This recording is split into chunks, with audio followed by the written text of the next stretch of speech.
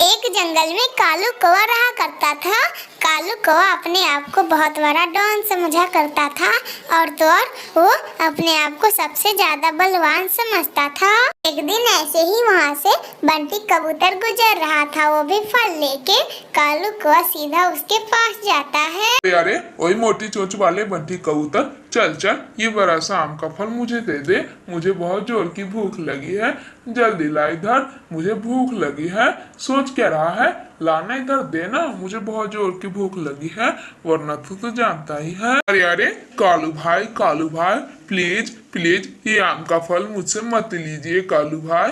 मेरी बीवी बबली है ना, वो बहुत भूखी है, वो कल से ही कुछ नहीं खाई है, उसे आम खाना था, इसीलिए अपनी बीवी के लिए ये बड़ा सा आम लेके जा रहा हूँ, वो बहुत शौक से खाएगी, प्लीज कालू भाई छोड़ दीजिए। इतना सुनते ही कालू कौवे को गुस्सा आ जाता है। वो बगैर सोचे समझे बंटी कबूतर को पीटने लगता है और वो बंटी कबूतर को पीट के बंटी कबूतर का फल भी छीन लेता है। बेचारा बंटी कबूतर वहाँ से उदास होके सीधा चिड़िया के पास जाता है। अरे अरे ये देखो टुनटुनी, वो कालू का बच्चा मेरा मार मार के कैसा हाल बना दिया है। वो मेरे से आम मांगा और मैंने बोला मेरी पत्नी के लिए आम, इसीलिए वो कालू का बच्चा मुझे पीट पीट के भरता बना दिया और मेरा आम भी लेके भाग गया। वो मैं उसे नहीं छोड़ूंगा, कभी भी वो पकड़ाया तो वो जंगल में बॉस बना फिरता रहता है। अरे अच्छा बंटी भैया, ऐसी बात है। वो कालू का बच्चा एक दिन मुझे भी रोक के मेरा फल छीन लिया था, उसका तो कुछ करना पड़ेगा। वो हर बार सभी पक्षियों का फल छीनता रहता है, उसका तो कोई ना कोई जुगाड़ लगाना पड़ेगा। अच्छा बंटी भैया आप घर जाइए, मैं जरा माही चील से मिलकर आती हूँ।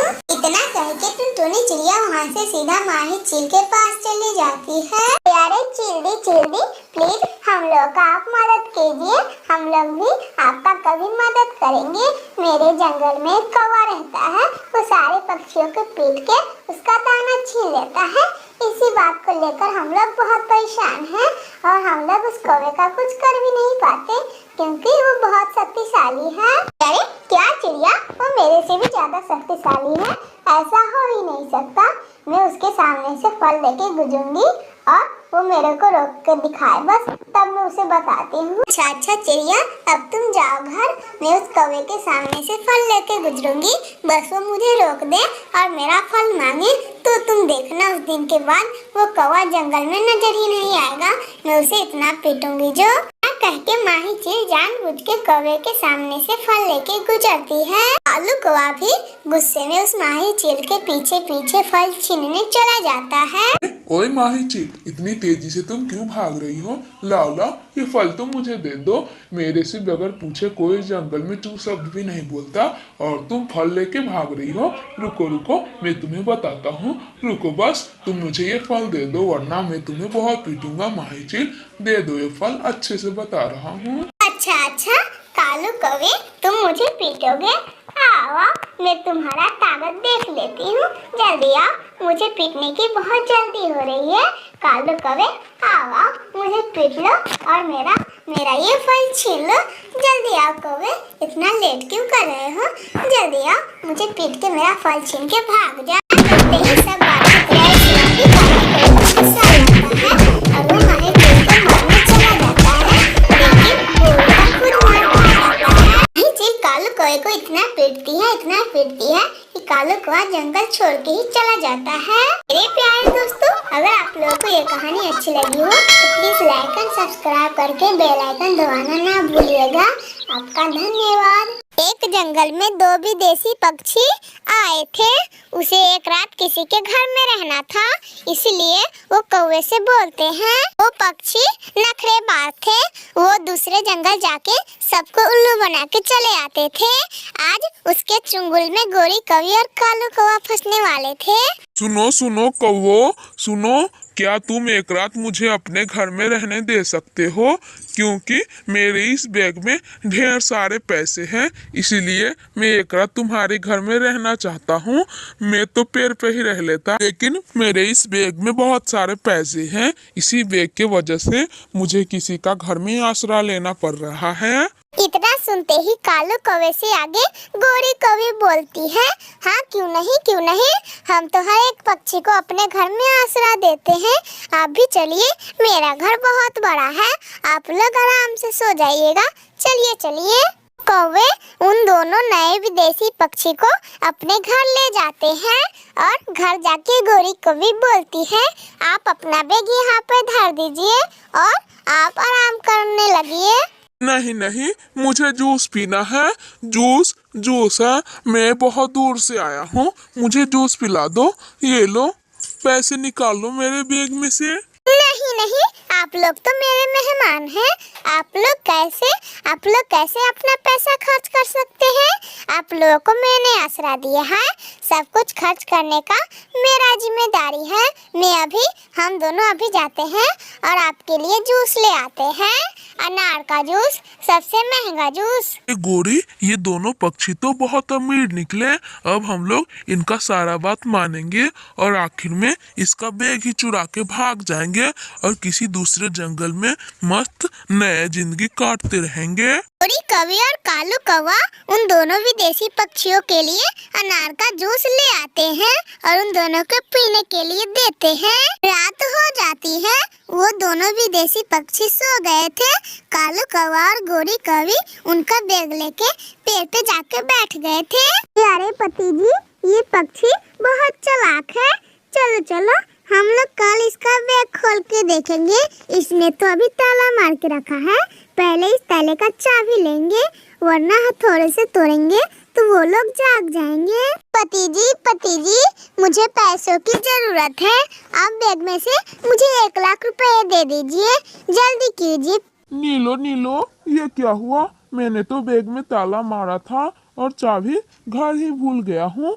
नीलो, अब मैं क्या करूँ? तुम्हें पैसों की जरूरत है। आंटी जी, 50,000 भी होंगे तो चलेगा? क्या आपकी जेब में है 50,000? बताइए बंटी जी। इतना सुनकर तो गोरी कौवी और कालू कौवा बहुत खुश हो जाते हैं और सोचते हैं, ये बैग हम लोग को मिल गया, हम तो करोड़पति बन जाएंगे। अरे आप दोनों को 85,000 की जरूरत है ना? हम लोग का सारा कमाई है 50,000, हम आप लोग को वो कमाई दे देते हैं। आप लोग उधर से आइएगा तो हमको भी दे दीजिएगा अपना 50,000। गोरी कौवी उन दोनों को 50,000 रुपए दे देती है। अच्छा ठीक है कौवी बहन, हम लोग जाते हैं और अपने घर से चाबी ले आते हैं। इसमें करीब 1 करोड़ रुपए तो होंगे ही, आपको 1 लाख रुपए दे दूंगी, कोई बात नहीं। ऐसे लेकर वो दोनों वहाँ से चले जाते हैं और वो कौवे ताला तोड़ के उस बैग में देखते हैं तो वो उस बैग में कुछ नहीं पाते हैं। इतना देखते ही वो लोग रोने लगते हैं। कालू जी, वो दोनों पक्षी तो हम लोग से भी चालाक निकले, वो दोनों हम लोगों को ही उल्लू बना के चले गए। इस बैग में तो कुछ नहीं है, हमारा 50,000 रुपया भी भूल गया। मेरे प्यारे दोस्तों, अगर आप लोग को ये कहानी अच्छी लगी हो तो प्लीज लाइक एंड सब्सक्राइब करके बेल आइकन दबाना ना भूलिएगा। एक दिन कालू कौवा दूसरे जंगल से अपने जंगल की ओर जा रहा था, तभी कालू कौवे को टुनटुनी चिड़िया की माँ नीलो चिड़िया आवाज लगाती है और बोलती है, बेटा कालू इधर आ। कालू कौवा भी नीलो चिड़िया के पास आ जाता है।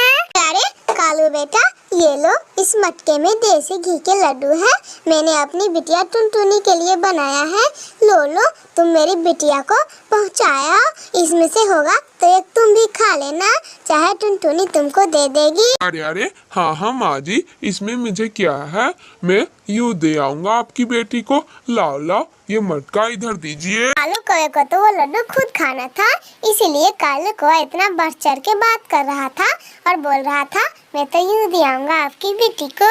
कालू कौवा नीलो चिड़िया से बात करके वहाँ से लड्डू लेके चला जाता है। कालू कौवा जाता है और नदी किनारे बैठ के आराम से पूरा पूरा मटका भर लड्डू खा लेता है।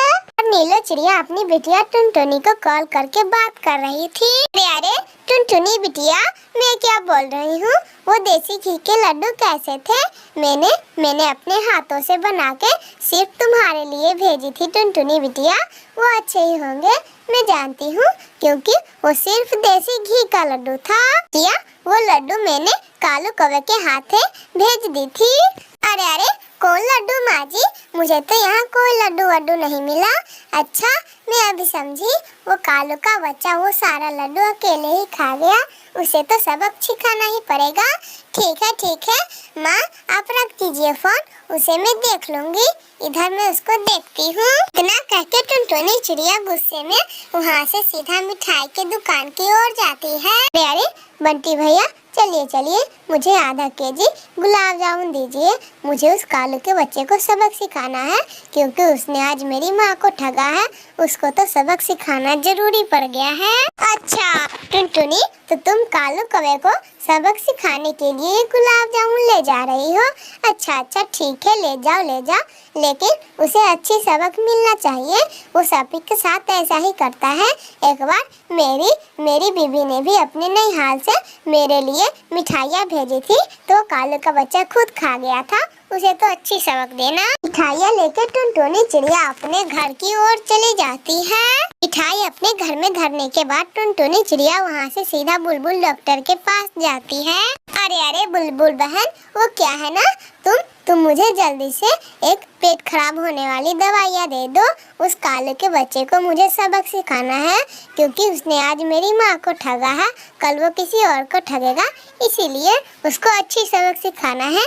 जल्दी से दीजिए दवा। चलो चिड़िया, इससे तो कालू कौवे की पेट नहीं खराब होगी, लेकिन उसके पेट में इतना दर्द होगा, वो दर्द से रोने लगेगा। टुनटुनी चिड़िया अपने घर जाती है और अपने घर में उस गुलाब जामुन में वो दवा मिला देती है और सीधा कालू कौवे के पास आती है। अरे कालू भैया, ये लीजिए जरा ये मिठाई, मेरी माँ को तो दिया ये दूसरे जंगल, आप वैसे भी घूमते ही रहते हैं, जाइए दे आइए। सुनते ही कालू कौवा बगैर सोचे समझे वो गुलाब जामुन लेता है और वहाँ से चला जाता है। कालू कौवा हर बार की तरह इस बार भी नदी किनारे मस्त जाके गुलाब जामुन खा रहा था।